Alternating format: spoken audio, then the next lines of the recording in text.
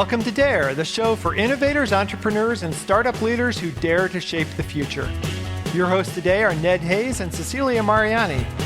Dare is brought to you by Darwaf, the superpower tech team that can make your vision a reality.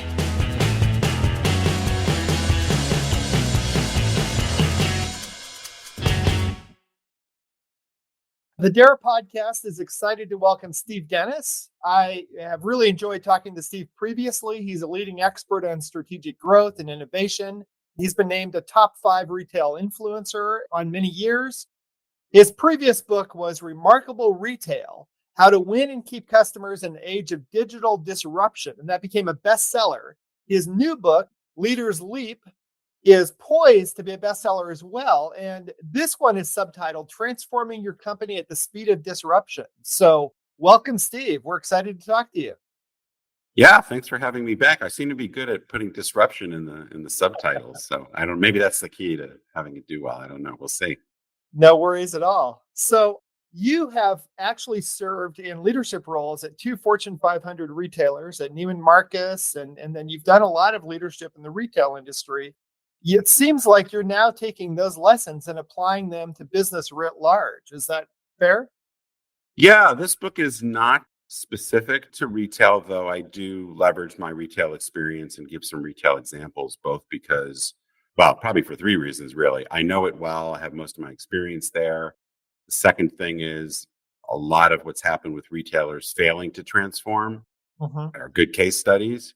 And the third thing is, we're all shoppers, so it's easier to, I think, for many readers to relate to some of those stories rather than get into some of the kind of behind the scenes, more manufacturing oriented things. But definitely not a retail book. And one of the things actually that I got, which is very nice when I heard feedback on Remarkable Retail, was that a lot of what I talked about in Remarkable Retail was actually applicable to other industries. So this time around, I thought, well, do I stay in my retail lane or do I take a bit of a leap, as I recommend in the book, and try to expand my perspective a bit? And you took the leap. For better or worse. No, it's funny. I'm maybe getting ahead of the story here a little bit, but a lot of the struggles that I had in writing this book and working with my publisher and my amazing editor, Adam Rosen, most of the feedback they gave was, hey, take your own advice and push yourself to be a little bit bolder in my point of view and work through some of the areas where I was more comfortable. So for me, it was really a growth experience, which hopefully comes through to the reader as well. Absolutely. Well, let's jump right into the book. I know it's coming out this month, and we hope to have this podcast live like the day the book launches. So in Leaders Leap, you speak about 7 different mind leaps that leaders have to undertake. So can you kind of tell us a little bit about that? Yeah, well, when I started on this book, I've been interested, having worked in innovation, growth strategy, those kinds of things for a long time. But also, I think because I started my career way back in the 90s at Sears, which I'm sure most listeners will know, at one point was the biggest retailer on the planet. Now basically doesn't exist. So I've got a little bit of PTSD from my time there.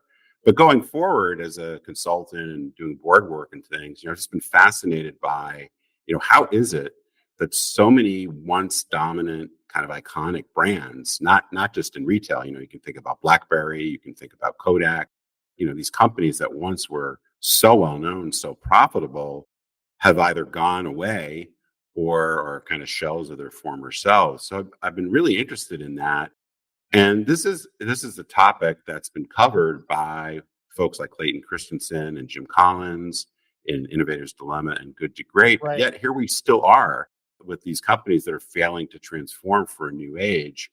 And what I kind of came to in my research and my experience was, well, it's not as if they don't know the world is changing very quickly. It's not as if they don't know that their performance isn't great. Like clearly most of them anyway, must know this, but yet they still don't do what they need to. And so when I looked at that, my approach was to try to understand what else behind or besides mistakes of strategy. And that led me to these leadership mind leaps, which are both kind of strategic points, but even more so, some of them are more personal leadership points.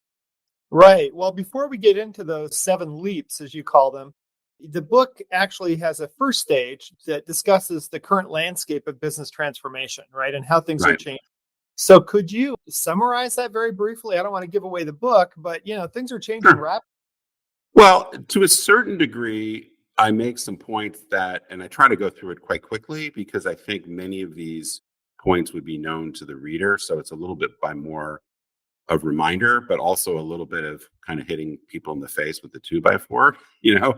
So, things like the pace of change becoming more exponential than linear. And I think if you think about just all the waves of disruption, which have hit pretty much every industry, from the advent of the internet and e-commerce to smart devices to cloud computing, now we're going through this whole revolution through Gen AI. It's not hard to realize that the world is changing very quickly. And if you don't respond at what I call the speed of disruption, so, figuring out for your own company, your own industry, what is that pace of disruption? For some companies, it's incredibly fast.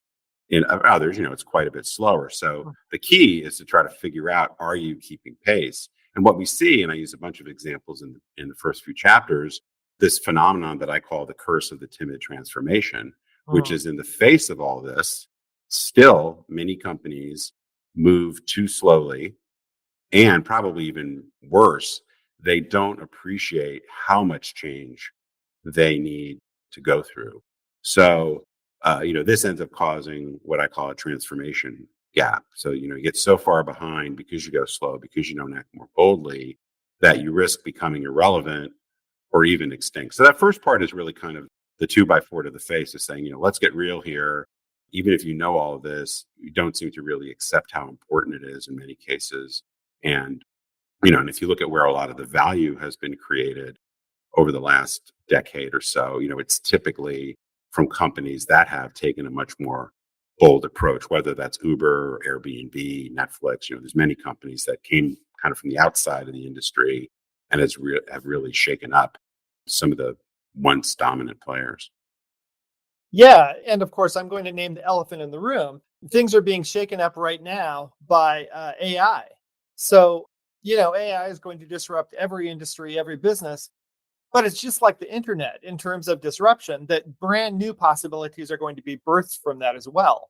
Right. Right. Yeah. One of the things that I'm sure some of your listeners will know about is this idea that destruction can be a form of creation or creative disruption. And Yeah. so when new technologies come along, I mean, it's easier to understand it with technologies, but it could be, an incredibly impactful new business model that often blows up what has been the successful model or the successful technology and creates these new opportunities. So I think part of what we have to do, like, I don't pretend to be able to predict specifically how some of these technologies or some of these possible new business models are going to play out. I think, first of all, there's people that know these areas better than I do, who you probably be better taking advice from. Mm. But I think the real lesson for leaders is, number one, to be constantly exploring and paying attention and being curious. So one of the mind leaps I talk about is this idea of waking up.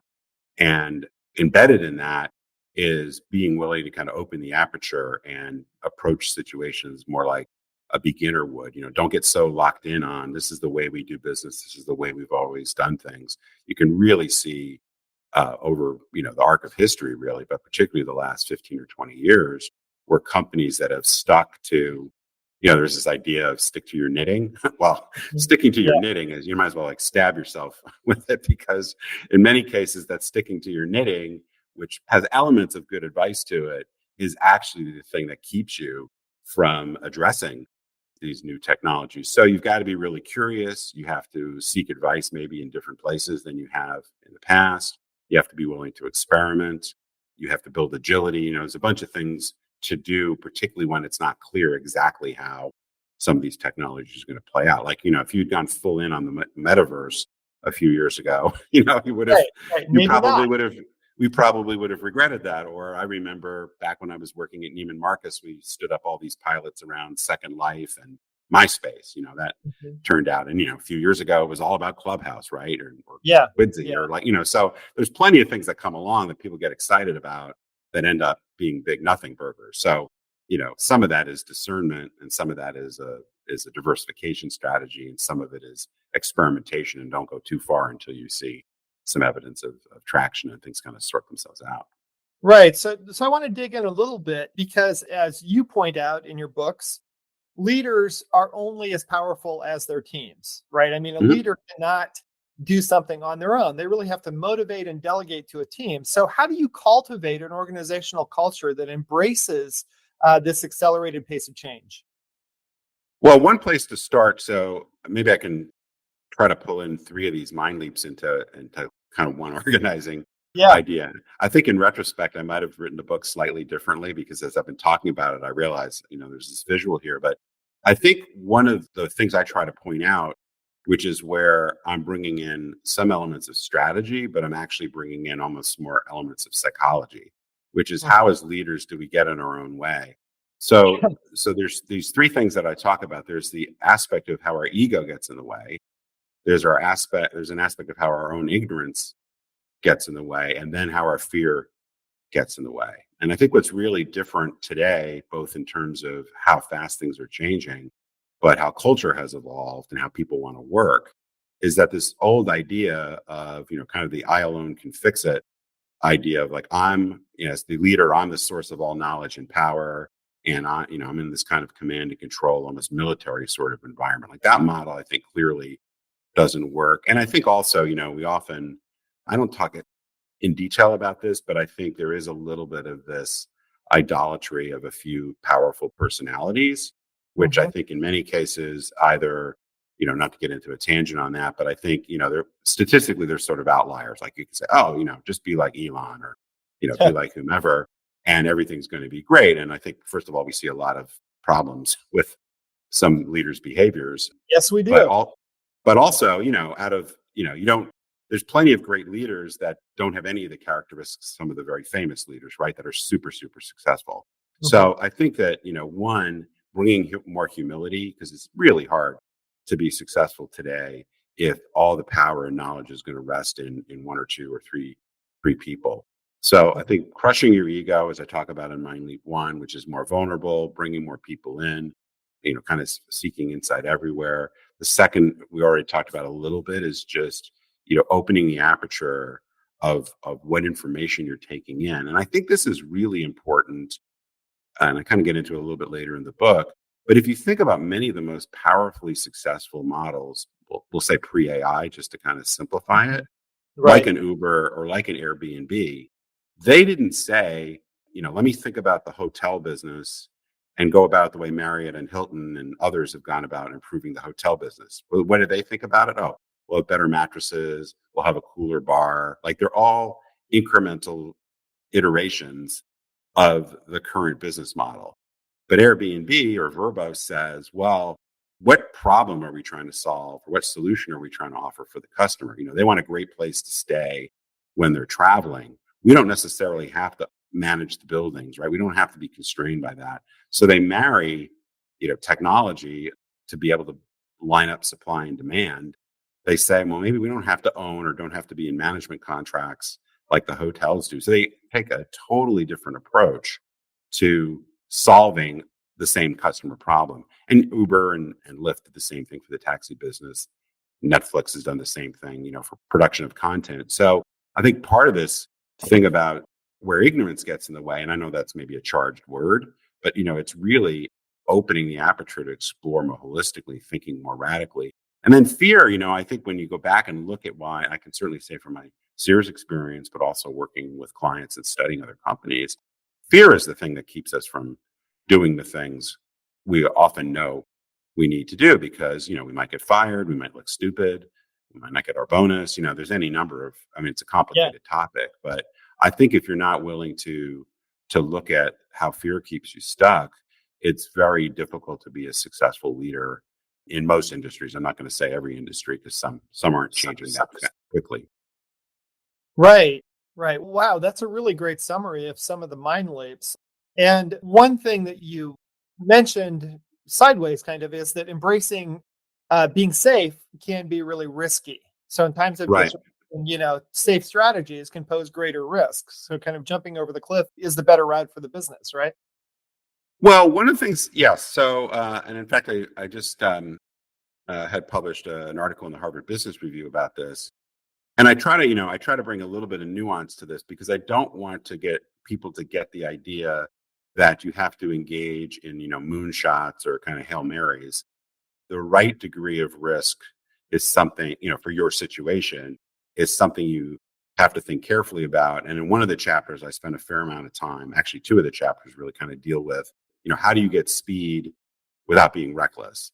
How do you manage risk? So there is a lot of nuance to how to do this correctly. But I think you can clearly see. So I'll give one example from retail that people probably are familiar with, even if they don't know some of the details. The department store sector, and even putting Sears aside, but just think about Macy's, Kohl's, sort of the mid department store sector, has lost market share every year for 20 plus years. The size of the department store sector is about 1/4 of what it was 20 years ago. And even though a lot of people like to blame Amazon for this, the main place the volume went was to off-price retailers like TJ Maxx, and it's also gone to Ulta and Sephora and some cosmetic players. So, but this has been going on for a long, long time, and surely the management at Macy's and others, JCPenney, have to have known this. Yet they've done almost nothing of any consequence to stem the tide. And I think the only way, and having worked with at least one of those companies and worked in similar industries, it's the fear of competing with yourself. Right. That's like, I'm protecting my core business, but at the same time, that protection of the core business, as it turns out, which is, evidence clearly supports this, that was actually the riskiest thing you possibly could have done. It's slow, lingering death as opposed to, jumping off the cliff. So I think, if you're going to, again, it varies a little bit, certainly by your situation, you have to change your relationship to risk. You have to see the risk of inaction or slow action as greater than what you think is the risky thing, which is to try a new format or to shift your customer base or to change up your marketing or, whatever it might be. But it is a hard thing to do. I don't want to make it sound like, just like I know that. I mean, I think the example I give in the book is like, I'm fully aware that if I eat, as I did last night, in fact, real story, true story, I ate a burger. I've been trying to lose weight, and I ate a cheeseburger and some French fries because I was out with some friends, and that just seemed like a great thing. And I skipped, because I was going out, I skipped my workout. So that is clearly not the best thing to do for my health. But in the moment, that seems like a really good choice. But if I continue to do that, that's going to be, probably lead to some adverse outcomes, unfortunately. So if I drop dead by the time in between the time we record this, that's very dark. But anyway, hopefully not. No, I feel pretty good. But, I think that's, an age-old problem of, putting off what needs to be done because it appears to be safe today. There's a quote I have in the book, which I stole from a venture capitalist, who said, "How was it that God could create the world in only 7 days?" And that was because he didn't have to worry about the installed base.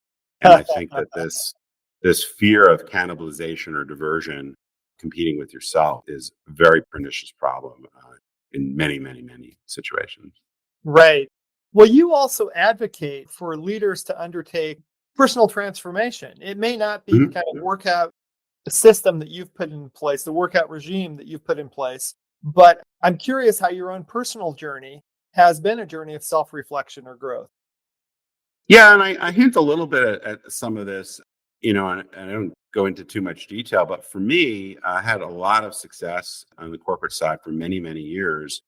And then I hit a wall, I would say, during my time at Neiman Marcus. And that's a complicated story, and there's a lot of, kind of idiosyncratic things that may not be great learning. But I think the thing that is learning is I became very, very focused on my own personal success to the exclusion of others. Spoiler alert, that didn't work out so well. But the second thing is, it's funny how you learned that the hard way, right? Well, unfortunately, and actually had a discussion with a therapist friend of mine about this, where I said, why is it that, so often something really bad has to happen before we make changes? In the 12-step tradition, they talk about, I forget exactly, but it's, we wish there were an easier, gentler path. And, and sometimes, we need to have a personal crisis, or our business needs to go into crisis before, even I think if you look at what happened in COVID, like a lot of things that some of my clients rolled out, they did them because they were desperate. Like they've been working and slow rolling them and testing forever. And then, COVID came and it's like, oh, we need to figure out how to do buy online, pick up in store, or contactless payment or whatever. It's like, well, those were good ideas 2 years ago. But, Right. It's a forcing function. Yeah. it was right. So that seems to be the way we're wired. So I'm not going to pretend to be enough of a psychologist or therapist to explain it. But in my own case, learning that, listening to that great business strategist, Taylor Swift, who said, I'm the problem, it's me.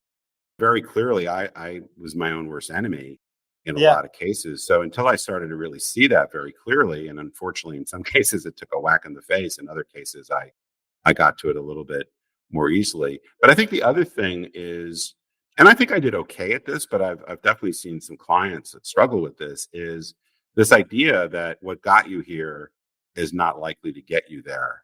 Mm. Yeah. It's like I'm making all these pop references now. I don't know what's going on, but like, Liam Neeson, have a very particular set of skills, right? And then, Yeah. if you have success doing things certain ways. And so for me, just to give one tangible example, when I was struggling to convince my boss at Neiman Marcus to do a couple things I felt very strongly about, and I was convinced I was right, my approach was just to load up with logic. And it's like, Mhm. if I just, there's something wrong with my PowerPoint if I can't convince you because I'm right. And so I'm just going to redo my PowerPoint and I'm going to have some more facts. And it was all left brain logic. And deep down, I think, his issue was not an intellectual one. His issue was more fear, protection of his legacy, worried about the way our compensation, we were owned by private, like there was a lot of other things that were separate and apart from this particular initiative I was trying to persuade him to do. But I was so both tied up in my own ego that I got to be right. And Mhm. I'm not successful. I can't persuade him. And I don't think he was persuadable on this issue. It had very little to do with my approach or my intellect or whatever. But also my default was to go back to what I always did, which was just like overwhelm you with logic and facts. And, I'll just bulldoze you. And that even gets back to what we talked about at the outset with this book. When I was writing this book, and I talk about this a little bit in the last chapter, I kept defaulting to the way I'm going to persuade you I'm right about this need for leaders to take a leap is give you like lots of evidence. Like here's, this example and these 17 CEOs. And eventually I said, this is not, I have facts in the book. I think I try to make a somewhat logical argument. I'm not suggesting it's all kind of woo woo or whatever, but to me, I think this will connect with the reader because they know it to be true. Like, I don't think nobody's going to really benefit from this book because they come in with a totally different idea. And then they go, oh, now you made this ironclad argument and I'm totally going to change my life based upon it. Like, I don't believe that for a second. I believe the most successful books like this tell you something that you kind of know to be true, but present it to you in a compelling storytelling way with enough logic that you can say, oh, this is why I believe it. But it's like this deep knowing that taps into. And that's the way that's a long way around the barn to say that's part of the way I've changed was I had to experience some of that firsthand. I had to come up against some of my demons or my own fears. And then have to say, there's actually a better way to do this because my aspiration is to aim higher and move faster and take bolder action. Right. That's a really fascinating set of insights into your personal journey. Thank you for that. I did want to shift gears a little bit because I do see a common thread between your past book, Remarkable Retail. In this one, you advocate for focusing on being special rather than just big. And that's Mhm. kind of like with retailers, you were saying, focus on the thing that makes you remarkable. Really focus in on that. Don't try to be all things to all people. So that thread is kind of Yeah. consistent, right? Yeah, to the extent there are definitely some things I pick up on from my first book. I think one of the things that has become really clear to me since writing Remarkable Retail, you're right. It was there, but I think that, well, some of this I think is what's just been an evolution. And some of this has been my focusing a little bit more specifically on it and seeing some work by others like Deloitte on the end of massification. And what I mean by that is, and what Deloitte talks about is, it's kind of game over if you think about the big kind of peak of the bell curve sort of business models like Amazon and Walmart. Like those companies have become so big and so dominant and are so built on unbelievable scale and scope. And, so if you're trying to just be this machine of efficiency with low prices, if you think you're going to out Amazon, or out Walmart, out Costco, Good luck. whatever, just Yeah. good luck. Right. So, and so you see, if you just want to, I sometimes feel like I pick on the department stores too much, but, there was a time where making the trek to the mall, going into a 200,000 square foot store where there was a little bit of everything made sense. Yeah. But it doesn't make any sense. I don't think anybody goes into a Macy's or goes to a big regional mall and says, well, if we had to do it all over again, this is what we would do, because they're totally built for an age that doesn't exist. So I think we have to accept that that is the reality. Like, trying to optimize a broken business model is what I call an escalating commitment to a failing course of action. Like, that's the dumbest thing you could possibly do. And So wait, an escalating commitment to a failing course of action. Course of action, yes. That's quite a phrase, Steve. Yeah, I didn't come up with that. I forget who did, but I really like it. But doubling down on a losing hand is another way of saying it. Yeah. So, but I do think the escalating commitment to a failing course of action is far more elegant. So that's what made it into the book. But I think that, so then the question is, okay, well, if we are a business that has been a little bit of everything to everybody, what's the pivot? And what I argue for in the book is, for 99.9%, somewhat arbitrary number, but probably about right, of businesses, the question is, how are you going to narrow your focus? Who are you going to, get more focus on, improving your aim? And then how do you provide something, whether it's going deeper in terms of the needs you meet, or something more special? Is it a more upscale version of it, or is it a higher service version of it, or whatever? But, narrowing that focus, going deep.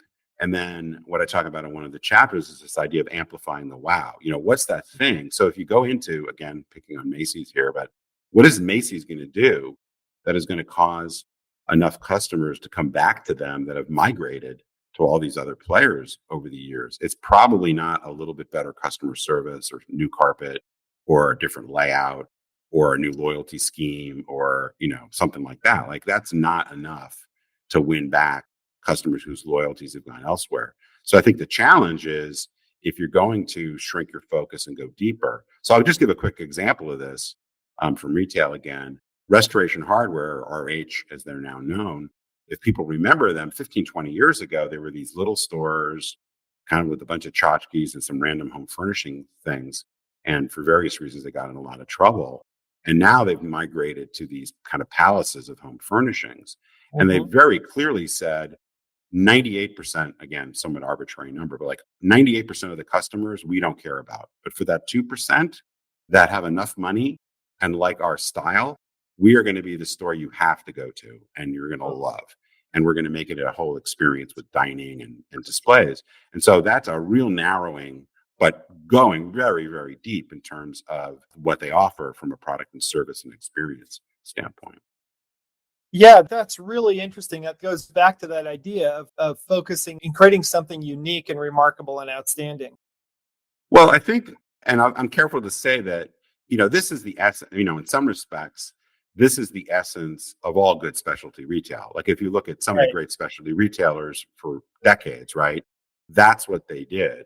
I think what's different is just how untenable that middle ground has become. So if you think about, TJX, Great Value, or dollar stores or something at one end of the spectrum, and then you think about, I don't know, Williams Sonoma, Lululemon, on the other end, it's the middle that's getting hollowed out, the Macy's and JCPenney. Like, what's the reason? Because they don't have the best prices. They're not the most convenient. They can't compete on price because they don't have the scale and supply chain and all that kind of stuff. But they also don't have anything. Like, who's the customer for Macy's really anymore? Like, it's hard to say. It's so broad. But, when you think that I'm the Viore customer, I'm the Sur La Table customer, or whatever, you kind of instantly go, okay, I get who that's for. And I get who it's not for, either because of image or price or fit or, whatever product features, whatever it might be. And I think that's, again, always the essence of good branding. Like, that's not new, but I think how the bifurcation has occurred, that's what we've really seen over the last 15 or 20 years. And a lot of that has to do with how, certainly the internet has just democratized things and made it impossible for people to just kind of be neither fish nor fowl because you have so many choices now. Why would you pick the most boring, most average stuff for average people, as my friend Seth Godin says, sort of place? Like that's very few people say, I just want to be totally, Average. I'm going to go to the place Right. that has, nothing special. Give them my money. Yeah. Well, it goes to, I think, what generations who were raised on the internet, they have everything accessible. So a lot of the time they're focusing in on what makes this thing really unique and special. Like my daughter, who's in her 20s, has a store she loves to go to that she feels like she only knows about. There's only a few people who shop there. She knows the people. It's a very specialized, kind of unique boutique experience versus a generalized experience. So creating something that's unique, I think that goes to digital experiences too. I think we're going to see more and more smaller curated experiences that are really Mhm. customized to those individual small communities because people Yeah. miss community. And I think people really want that kind of experience of being held closely rather than just being a huge mass out there. Oh, I completely agree. I think, one of the things I've talked about for a while, but also I didn't come up with is I think there's been this real fork in the road that's occurred in shopping behavior, which is, and this is where I kind of push back against people that say, oh, retail's all about experiences. And I Mhm. think, well, no, sometimes there's ease or efficiency, and then there's experience. And I think, when I have a headache and I need to get some aspirin, like I'm not looking for an experience. I'm looking to run into Walgreens. I'm probably going to choose, what brands are acceptable to me, what's a decent price, right? That's a very short, and a lot of Amazon operates that way, and Walmart operates that way. It's not an experience. It's I got a bunch of stuff to buy. I want a good price. I know I can go there and get everything I need and get out of there relatively quickly. But then there are those experiences where either because you care very deeply that you get the right thing, so maybe you're picking out a sofa or something, decorating where you're very particular about what you want to get or putting an outfit together for a special occasion where, slow is fine because you care a lot or you want to be with your people. And so that sense of community. So there's a lot of reasons, but I think that we often get confused because we kind of bundle everything together. And I think there really is this jobs and joys. Some people have talked about it kind of split. Yeah. And, that's maybe overly black and white, but I think there's a lot to it. I've even heard that Target has started to design their stores more intentionally to say, there's the things that people want to get in and out and just be super speedy. And then there's the things that are a little bit more like browsing. So even in a store like Target, which is certainly not, super experiential high end store, they understand the consumer psychology. So I think from a business design standpoint, we have to be really clear what is our kind of anchor point, what's our North Star. And then even within these business models, sometimes understanding that because, yeah, there's just really differences in how people want to do it. But, trying to be in that, I guess my point on all of that really is the middle ground is death. Like if you can't decide and you're, when people really want speed and convenience and value and you're a little more expensive and kind of a hassle, who Hmm. wants that? And if people really value knowing who it's for and being with my people and getting something really special, and you're just kind of sort of unique and don't have Yeah. a real clear positioning, why would you want to be part of that? Usually for price, Yeah. and then that's the problem in terms of profitability. Well, speaking of really clear positioning, could you tell us briefly who your book is for, who it's written for, and what Mhm. people will find there? Well, first and foremost, I think it's for senior leaders of, I would say, almost any kind of organization, nonprofit, for profit, big or small, that is feeling the effects of significant disruption and Mhm. either feeling like they don't know where to start. And some of the statistics I start the book out with shows that there are many leaders that feel very lost and don't know where to start, or whatever they're doing from a transformation standpoint isn't getting the results they want, that they need to think about a different approach. So I think that's quite a lot of people. If you're not going through a lot of disruption or you nailed the thing and you're doing great, Yeah. um, doesn't bother me if you buy the book, but I don't think you're going to get a lot of it. But if you really need to be sort of inspired, because I'd like to think this book is like 30% prescription and 70% inspiration. Like if you want lots of prescription and something very academic, there are many good books Mhm. on that, including some that I reference and bring some of their work into.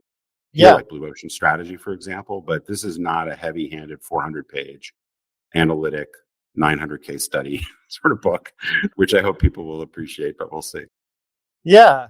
Fantastic. Okay. Well, our closing question always, Steve, is what do you dare to dream? What world do you imagine you're bringing into shape here? I love that question. And there are several retailers in particular that I hope they call me up and they have me come in and talk to their leadership team. Like my dream is I get to go in and just say what I've been saying to them on my podcast, maybe, or in other places for a while, but not in a what's wrong with you guys sort of way. It's like, okay, you are where you are. There's lots of things that I regret not having done in the past. And hopefully there are a bunch of things that you realize would have been better to do. But okay, let's start fresh and let's think about a great new future for our company that has a better chance of working than whatever path they've been on. And that my ideas are inspiration for them, not a plan. I mean, I do that kind of work, but I'm sort of tired of the planning part. 64 years old, and if I can inspire more people to do some things that they kind of know they should do, but actually get them to start on that journey, that would be very satisfying for me. Yeah. Great. Fantastic. Well, thank you for your time, Steve, and best of luck with this book. I'm definitely going to get my hands on a copy as soon as I can. Well, thanks. I hope, it's funny. It's such a good, I talk about my own personal journey on this, and I'm just always struck. And I felt this the same way about my first book, was that, you write this book, and as many people will know, you finish writing it like 6 months or so before it actually comes out. And then you get this long time to stew about it and say, oh, I should have written it a different way. Or what if people don't like it? And what if it's a huge failure, and all this kind of angst? And, to me, that's what's true with a lot of leaders in any of their new initiatives too. Like, you have to do those things that scare you, because that's really the interesting stuff, right? Like if it was that simple and that straightforward, probably it's not going to, yeah, or it's not going to resonate, in the market, or competition will be able to copy it very quickly and all those kinds of things. So I think innovation in organizations is, what I imagine it's like for some, musician putting out a new piece or something like that. So this is my version of an album that or whatever, or a concert that I wish I could play, but I don't have the talent. Fantastic. Well, just so readers know, we will be releasing this episode on April 23rd, which is the day before Steve's book is available. His new book, Leaders Leap. You can get it anywhere books are sold, right, Steve? That should be true. Okay, fantastic. Thank you. Have a good one. Thanks a lot. Appreciate it. Okay.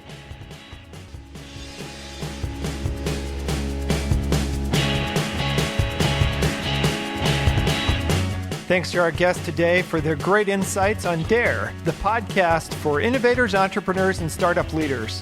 If you'd like your story to be featured on DARE, just contact us at info@darwaft.com. DARE is brought to you by Darwaft, the tech team that can make your vision a reality.